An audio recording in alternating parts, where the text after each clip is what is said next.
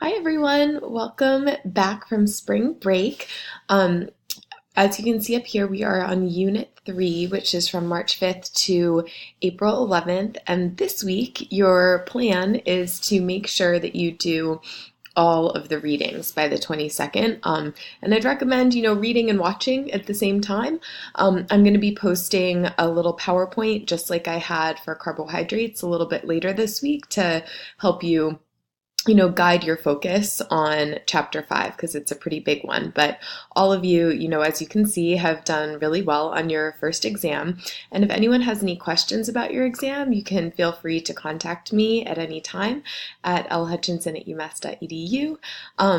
I really look forward to reading your feedback. Also, I will be on a School of Public Health panel on Thursday from 4 to 5 at the university. So if anybody is planning on going to the School of Public Health panel, then just come introduce yourself because I'd love to meet you all in person. All right, so have a great week, everyone. Make sure you're doing the readings and starting to watch the lectures, and I hope you've come back from spring break rested. And as always, feel free to reach out if you have any questions on anything. Take care.